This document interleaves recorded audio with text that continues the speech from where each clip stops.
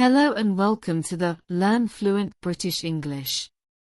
My name is Ishaki, and in today's episode, we're going to work on improving your listening skills at the B1 level.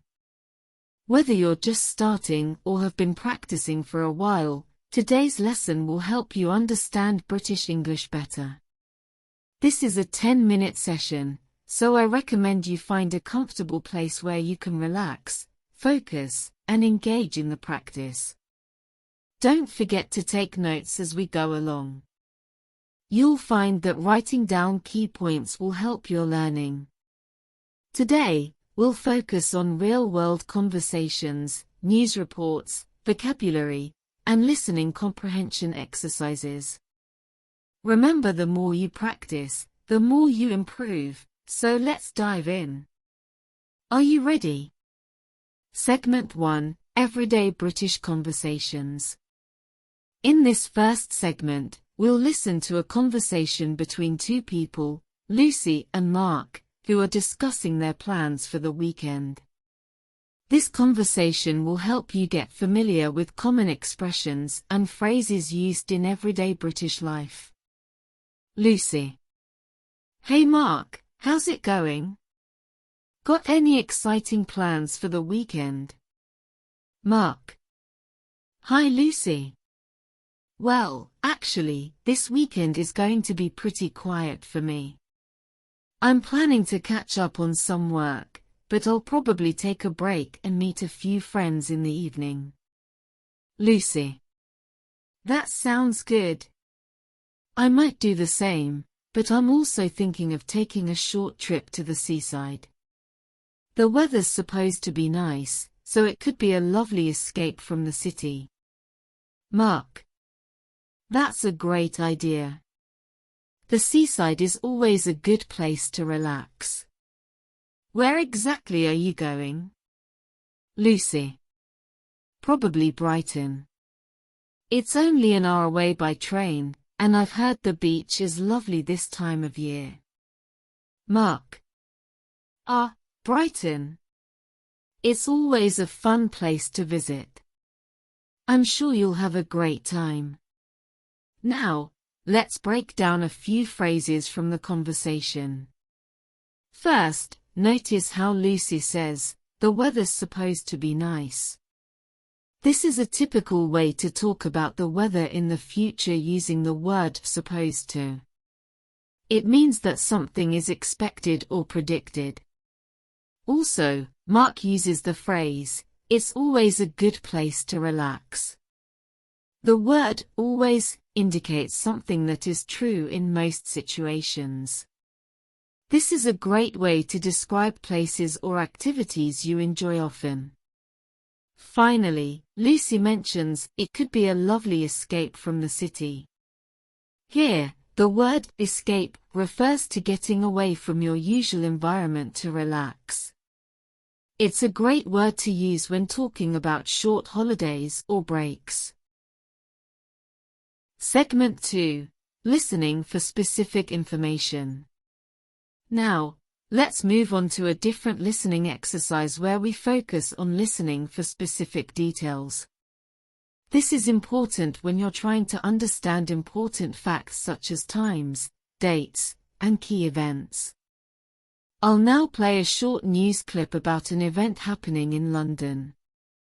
Your job is to pay attention and pick out the important details like location, time, and key activities. Let's listen. On Sunday, the Tate Modern will open a new exhibition featuring the works of world-renowned artist Banksy. The exhibition will include some of his most famous pieces, as well as new installations that have never been displayed before. The gallery opens at 10 a.m., and tickets are available for purchase on the museum's website. The exhibition will run until the end of next month, so there's plenty of time to see it. After the audio ends, let's go over the key details. The event is at the Tate Modern in London, which is a famous art museum. The exhibition opens on Sunday at 10 a.m., and it features the works of the artist Banksy. Tickets can be bought on the museum's website, and the exhibition will be available until the end of next month. Now, this type of listening exercise is really useful for understanding news reports or event announcements. Key information like dates, locations, and times are often repeated, so keep an ear out for those details. Segment 3: Vocabulary and Idioms in British English. Now, let's look at some of the vocabulary and idioms that appeared in the conversations and reports we've just listened to. It's always helpful to expand your vocabulary and understand how these expressions are used in real-life situations. First, let's take the phrase, catch up on some work. This means to do tasks or activities that you haven't had time for recently. For example, you might say, I need to catch up on my emails, or I'm going to catch up on some reading this weekend. Another useful phrase is a lovely escape from the city. Escape in this case means a temporary getaway or a break from your normal routine. You can use escape to talk about trips, vacations, or even a short moment of relaxation. For example, I love the countryside, it's the perfect escape from city life. Lastly, the idiom, a fun place to visit. This is a straightforward but important phrase that you can use when describing places you enjoy. In British English, it's common to say something is a fun place or a lovely place when you want to describe how enjoyable or pleasant a location is. Segment 4: Listening Practice with Questions. Now it's time for you to test your understanding. I'll ask you some questions about what we've listened to so far. Try to answer them in your head, or write them down if that helps you concentrate. Question 1. Where is the exhibition featuring Banksy's works taking place? Pause for 10 seconds. Question 2. What time does the exhibition open on Sunday? Pause for 10 seconds. Question 3. What did Lucy say about her plans for the weekend? Pause for 10 seconds. Question 4. What does the phrase, a lovely escape from the city, mean? Pause for 10 seconds. Take a moment to review your answers. If you didn't get everything right, don't worry, the goal is to keep practicing and improving. Segment 5. Fun British phrases and expressions. Now, let's have some fun with British expressions and phrases that you can use to sound more natural in everyday conversations.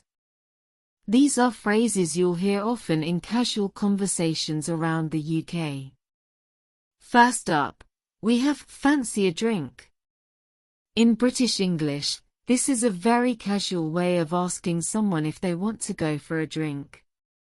For example, do you fancy a drink after work? It's a friendly and informal invitation. Another fun one is, I'm absolutely knackered. This phrase means, I'm really tired. It's very common in British English, especially after a long day or a hard workout. For example, I'm knackered after running 5 miles this morning. And one more phrase for today, it's not my cup of tea. This is a humorous and polite way of saying that something isn't to your taste or preference. For example, I tried that new restaurant, but it's really not my cup of tea. That's all for today's episode of the Learn Fluent British English podcast. I hope you've found this practice helpful, and I encourage you to keep working on your listening skills. Remember, improving your English takes time, so be patient with yourself. If you enjoyed today's episode, make sure to like, subscribe, and click the notification bell so you never miss a lesson. Leave a comment below if you have any questions or if you'd like to see a specific topic covered in future episodes. Thank you for listening, and I'll see you next time. Keep practicing your British English, and have a wonderful day.